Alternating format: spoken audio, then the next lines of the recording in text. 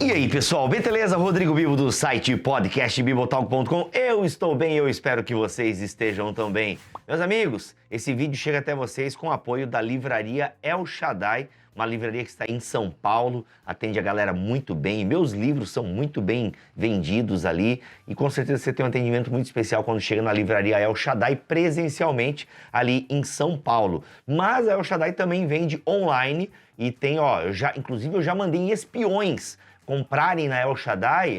Eu tenho umas 2 pessoas que de vez em quando eu mando comprar lá com o meu linkzinho. Gente, compra lá com o meu link, vê se tá... E sempre falo, Bibo, chegou muito bem. Aliás, uma delas teve um problema. Teve um problema na compra, que foi assim um negocinho que deu lá no site, super normal acontecer. Ela relatou o problema sem a minha interferência. Ela relatou o problema, no mesmo dia eles arrumaram lá tudo certo e ela recebeu o livro. Então assim, gente, Bibo, cara, que propaganda que é essa? Gente, acontece, nos melhores sites do mundo acontecem um ou outro bugzinho. Sabe qual é a diferença da El Shaddai? Eles responderam rápido a cliente e ela pôde ter o seu livro aí em casa. Então assim, gente, eu jogo a real, quem me acompanha sabe que eu jogo a real, não fico aí pintando, e se eu não gosto eu nem faço, tá? E quando faço, falo a real, tá? Eu já tenho livro de editora que fez patrocinado com a gente e a gente colocou algumas ressalvas no livro. Quem acompanha os nossos podcasts sabe do que eu estou falando. A gente faz algumas ressalvas. E isso que é legal, essa autenticidade que você tem aqui no Bibotalk. O link para El Shaddai do livro que eu vou indicar aqui, inclusive, está na descrição deste vídeo. Roda a vinheta, Rafa.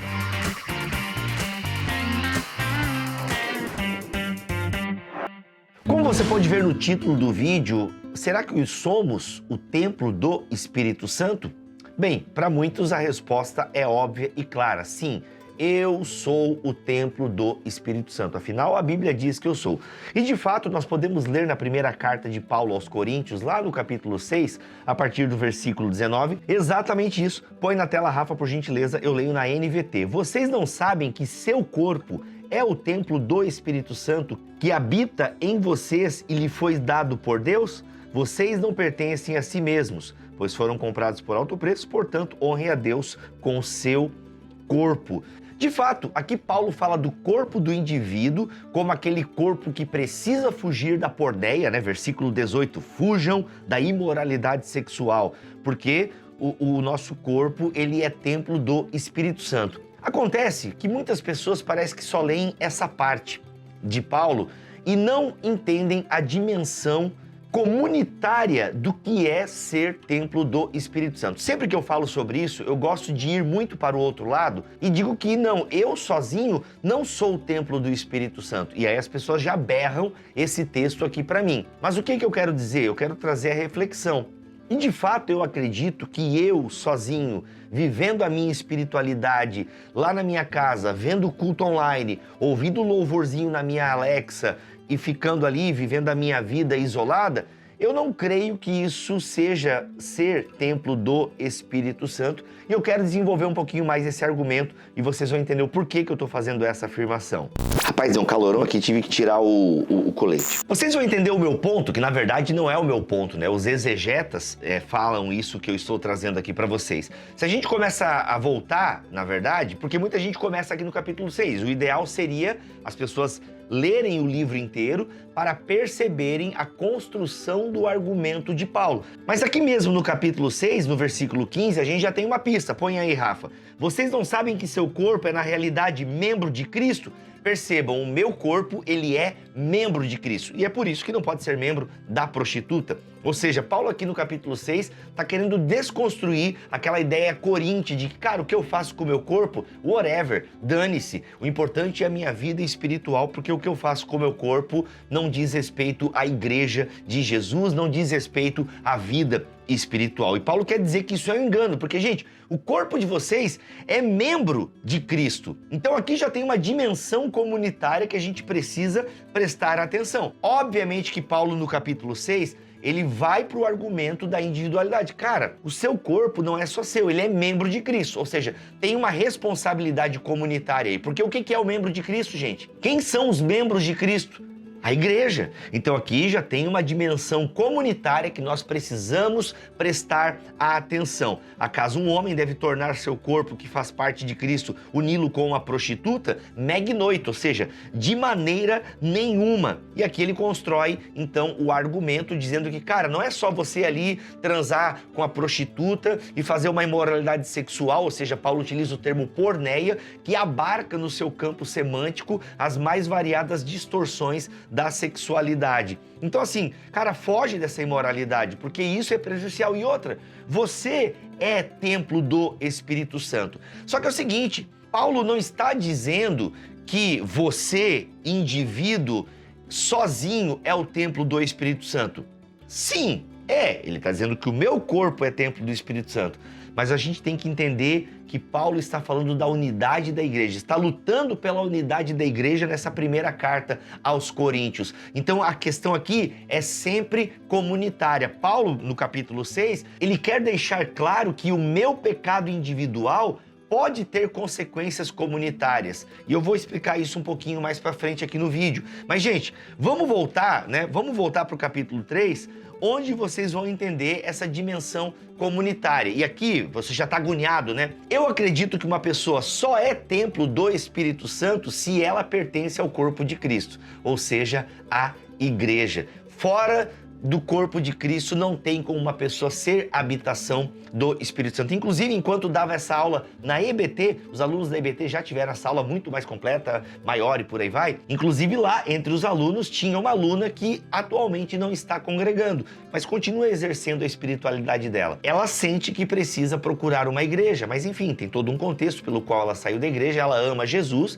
e ela sabe que precisa de uma igreja. Por quê? Se eu estou fora do corpo de Cristo, e eu estou ainda querendo ter uma comunhão com Cristo por meio do Espírito Santo, o Espírito Santo vai me empurrar para a membresia de uma igreja local. Por quê? Porque na teologia paulina, a igreja local é a embaixada do reino de Deus. Isso precisa ficar muito claro para nós, porque isso é essencial. E é o que eu conversei com ela lá, olha, você está sentindo esse incômodo. Esse incômodo é o Espírito Santo te empurrando para a comunhão. Até o fato dela ser aluna, dela estar ali acompanhando, ter aquele aglomerado de gente, é isso, nós somos feitos para a comunhão. Por mais difícil que isso seja, por mais BO que às vezes isso possa dar. E se você ler a carta de Paulo aos Coríntios, você vai ficar horrorizado com as coisas que aconteceram nessa igreja, e Paulo está ali militando pela unidade da igreja, por esses membros aqui do corpo de Cristo. E olha só o que ele fala no capítulo 3, versículo 16. Põe na tela, Rafa.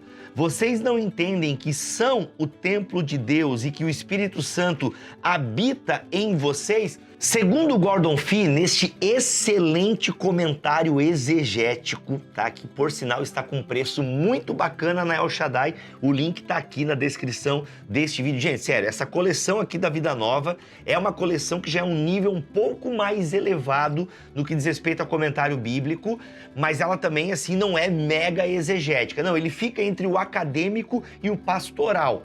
Sabe? Lembra que eu falei já do comentário bíblico do N.T. Wright, da Thomas Nelson? Que ele é um comentário mais devocional, em que a exegese está lá por trás, mas ela é servida no banquete da devoção?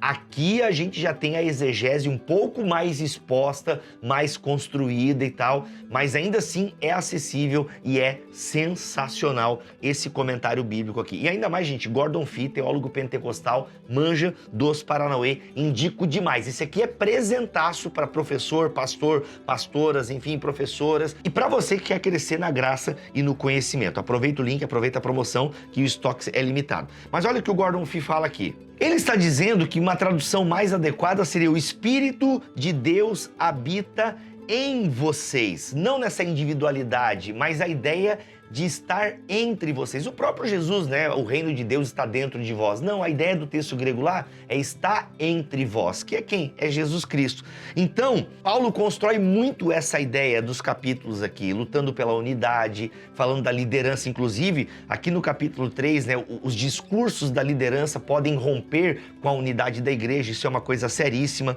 Mas a ideia da igreja como habitação de Deus é muito clara para Paulo como judeu. O Gordon Fee vai dizer: a imagem da igreja reunida como templo de Deus, a qual torna a ocorrer mais duas vezes em Paulo, ou seja, 2 Coríntios 6,16 e Efésios 2,21, está carregada de sentido para o judeu Paulo e para os coríntios gentios. Em que sentido o Gordon Fee está dizendo isso?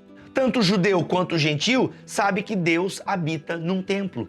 Essa ideia de que os templos são a morada dos deuses. O judeu tem o seu templo e os gentios tinham aí os mais variados templos dos mais variados deuses. Paulo agora, gente, é o seguinte, não é mais esses templos construídos por mãos humanas. Onde Deus habita? No meio do seu povo. E Paulo está ecoando Jesus aqui, né? Não é aqui, não é em Samaria, não é em Jerusalém, é onde estiver a verdadeira adoração. Então essa ideia é muito cara para Paulo, ou seja, Deus habita no meio do seu povo. Então eu sou morada do Espírito Santo quando eu pertenço ao povo de Deus. E gente, isso tinha que ser muito caro para nós, porque nós atomizamos a comunhão, ou seja, individualizamos tudo. Não, eu sou o templo do Espírito Santo, eu não preciso de ninguém. Com a pandemia isso ficou mais evidente, né? Muitas pessoas se fecharam nas suas poltronas, nas suas casas, nos cultos online, nos estudos online e, poxa, muita gente se fechou. Ou, né, se escondem em megas igrejas. Eu chego lá, vou embora, ninguém me nota, tá tudo bem e eu não quero papo com ninguém. E não é para isso que a gente foi chamado. A gente foi realmente chamado para comunhão, para estar junto, para perseverar junto. E Paulo está dizendo, gente, e Deus habita isso. E Paulo está dizendo mais. Galera, é o seguinte, não é mais nesses templos aí, é na igreja reunida. Isso Paulo quer deixar muito claro, por isso que o Espírito Santo, ele é aquele que realmente nos agrega no corpo de Cristo. Na teologia paulina, o batismo com o Espírito Santo está muito ligado a essa ideia de ser agregado, de ser enxertado no corpo de Cristo. O Gordon Fee ainda vai dizer o seguinte, tal compreensão se baseia em duas fontes, a esperança escatológica judaica, tal qual refletida em uma variedade de fontes, e uma tradição que parece remontar ao próprio Jesus, de que ele reconstruiria o templo em 3 dias.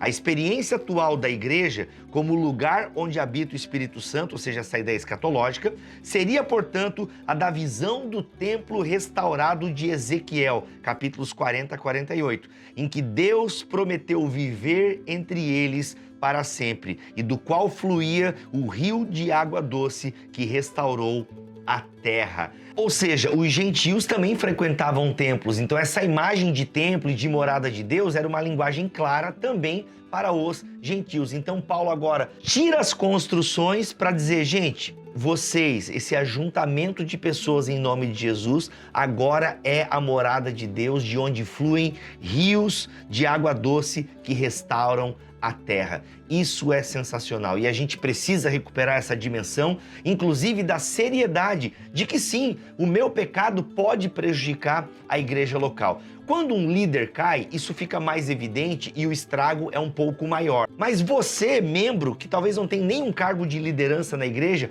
nem voluntário você é, poderia ser, hein? Fala sério, poderia ser. Mas e você peca lá e você não liga, você vive uma vida como se não houvesse amanhã. Você não está nem aí para o corpo de Cristo e você vive a sua espiritualidade da sua maneira. Então, se você tivesse essa preocupação com o corpo de Cristo, você buscaria mais a Deus. E você se preocuparia com o seu pecado individual. Por quê?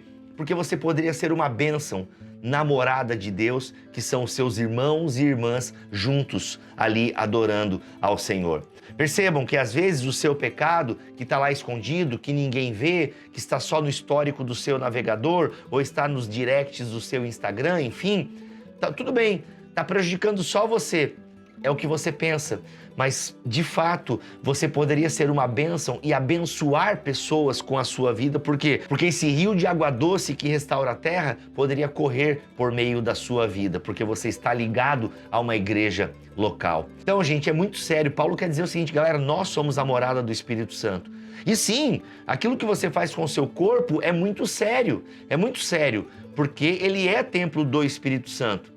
Mas Paulo está dizendo isso tendo em mente que você entendeu que você só é templo do Espírito Santo porque pertence à comunidade dos santos, pertence à membresia do corpo de Cristo. Então isso está muito claro e Paulo constrói essa ideia. Por isso que eu digo que não, você sozinho não é templo do Espírito Santo. Você só é templo do Espírito Santo se estiver no corpo de Cristo. Então é por isso que quem está fora da igreja, quem não está numa igreja, mas continua buscando a Deus, lendo a Bíblia, com certeza está sendo incomodado a procurar comunhão, porque esse é o natural. Quando parte do corpo está afastada, ela sente falta, ela se sente incompleta, porque ela precisa estar junto com os irmãos e irmãs. E, gente, isso pode ser um baita desafio, mas quem disse que seria fácil? E aí, gostou desse vídeo? O que você pensa? Comente aqui, passe esse vídeo adiante. E olha só, não deixa passar. Esse comentário é sensacional, tá com um preço bacana. Aliás, qualquer livro dessa... Aliás, eu vou até mandar o link da coleção ali embaixo.